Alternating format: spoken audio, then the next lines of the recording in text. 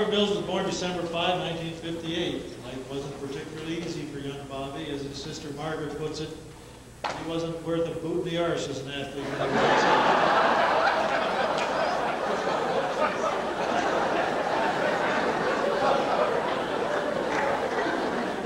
To make matters worse, his sister Kathy, a year younger, skipped first grade, putting her in his class for the whole of their grade school education. Everyone assumed that Rob was a slow learner and had been kept back a year. In grade school, he was a gangly kid, and the bullies always picked on him. He'd hide behind his big sister Marie, who was a gifted athlete and a year older. Marie spent the whole of her elementary years picking on Bobby, a practice he put a stop to when he finally started to fill out as a late-blooming teenager. Rob played a bit of hockey, but he was lousy and he didn't like it. First indication that he could do anything athletic was when he ran cross country.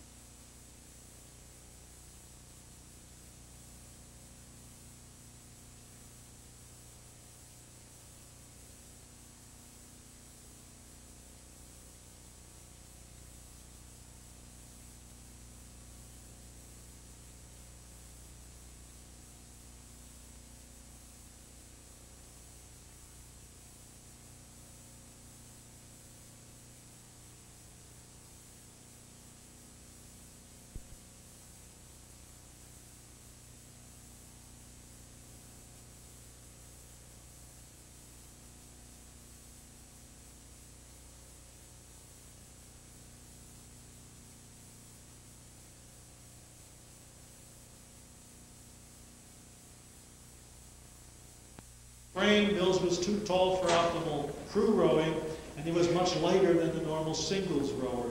Even after he became more skilled, word has it among his cronies that Mills always needed 2 sculls. Because of the many freak accidents he had, he always needed one for practicing while the other one was in for repair. Rob did become enchanted with rowing and eventually got his whole family involved. Eventually, Rob improved locally to the point that he was encouraged to try his luck at the national level. Tim Prince, Canada's recent lightweight rowing entry at the World Championships, describes his attempt to sleep on the way home from their first trip to Montreal. Rob agreed to drive. Prince instructed him to simply stay on Route 20 until they got to New Brunswick, at which time he would take over. Twice during the trip, he awoke to find they were driving down a dirt road in the middle of nowhere. No one has yet figured out how Rob can keep that tippy little scull in that narrow lane, despite the fact that he can't keep a car on a 4-lane highway. In 1982, Mills came 4th in the Canadians, after only rowing for 3 years. By 1983, Mills had both the doubles and four-oared Canadian crews.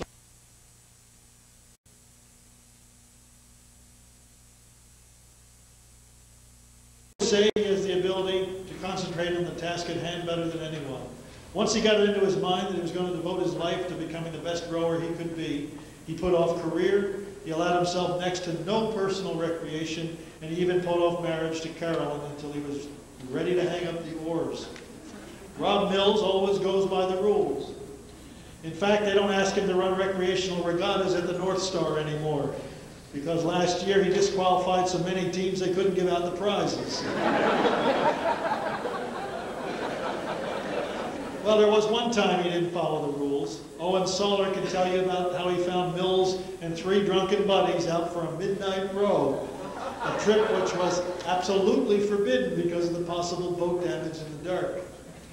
When Mills first went to the national training camp, he was not in top form like the big-name rowing vets who had been there for quite a while. He had as well to fight his hero worship of his fellow competitors. These are the guys whose names he'd been hearing about forever. Until he too reached top condition. He's described as pushing himself so hard that tears were seen streaming down his face. This willingness to push himself further and harder than others resulted eventually in the great success he has achieved. Nova Scotians were happy when Mills was able to earn his way onto the Canadian four-oared sculling team in the Olympic trials in 1984.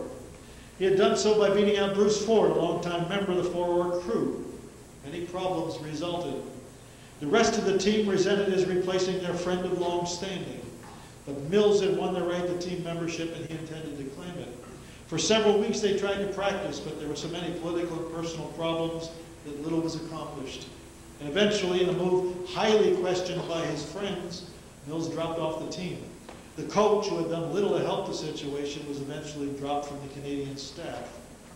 In a Cinderella-like turnaround, the move proved to be the best thing that could have happened to Mills. When he dropped off the four-oared team, he lost his government support and would have been forced to quit full-time training had it not been for an Arnie Patterson-led CFDR fundraising blitz, which eventually amassed several $1,000s in support of Mills' new attempt to retrain in singles. He trained 6 to 7 hours a day in an outside attempt to qualify once again for the Olympics. In the singles, he had 6 weeks to attempt to become the #1 singles rower in Canada, because of course Canada could only enter one. His chief rival was to be 5-time Canadian champion Pat Walters from British Columbia, a man he had never been able to beat. The day of the qualifying race, the wind blew the lake into a chop, which favored the gutty Dartmouthian. Mills won. Walters protested the lake conditions. The committee decided that Mills had been kicked around enough, and the race was deemed official. He came 4th and 9th in an international meet in Lucerne against the best in the world, but he was still 15 seconds off the time of the winner in the singles. 15 seconds is like a year and a half in a rowing race. He entered the Olympics given only an outside chance of getting into the final. Others, more experienced and more confident than he, paced themselves through the heats to save their energy. Mills went all out, and he won his way into the medal race. Once again, he followed his oft-criticized method of going out fast and then trying to hold off his nearest challengers.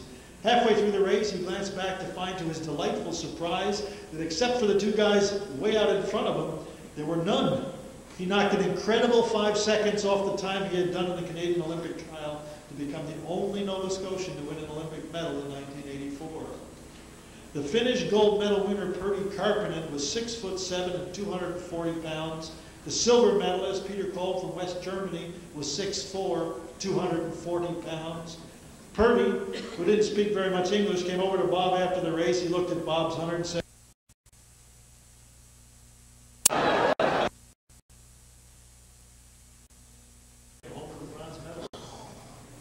Mills had turned his tragedy into a greater accomplishment than he'd hoped for. It does take luck to be successful.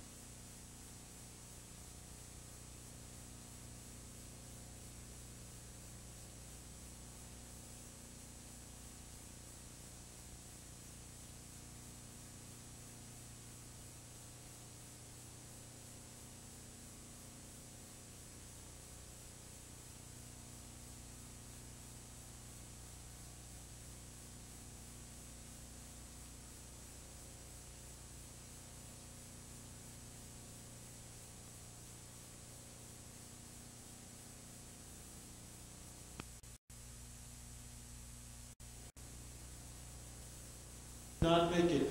The Canadians managed to hold him off, winning by just 28 1/100ths of a second, to make the first World Championship medals ever won by Canada gold ones. Here again, Mills' seemingly devastating loss turned out to be a godsend. In fact, Doug Hamilton has sent word that the only reason that they were able to get gold was that he dragged Mills across the finish line. That's what the phone call said, sorry. It didn't get any better than this. Their force team went on to beat the USSR, the best team, or the supposed best team in the world, in 1986. And then went on in 1987 Henley and beat them by a quarter of a length again. But a week later in Lucerne at the Worlds, the USSR team won. Canadians had to settle for bronze medals. I mean, that sounds so funny. We had to settle for bronze medals at the World Championship. Wouldn't that be a bitch to be the 3rd best in the world? Mills rowed again, representing Canada in the fours in 1988, but their success was not to be repeated. As Rob put it, some sacrificed, others did not. According to then Nova Scotia Rowing Association President Doug Strider, Mills had shown that, and I quote, "Nova Scotians can become world champions regardless of the adversity from the bigotry, patronage,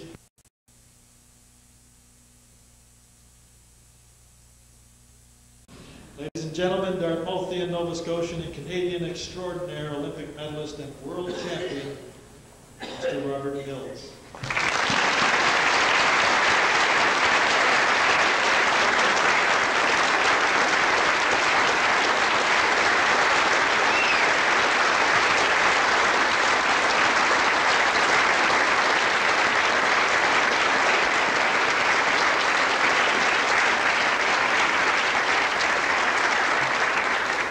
ask Harris Sullivan to please come forward. It wasn't worth a whole lot as an athlete. That's not what she said.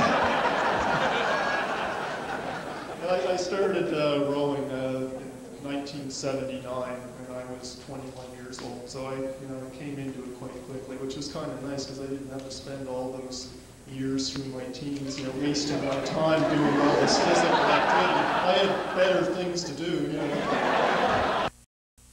Picked a taskmaster to learn it under, and Owen Soller. He's just all talk,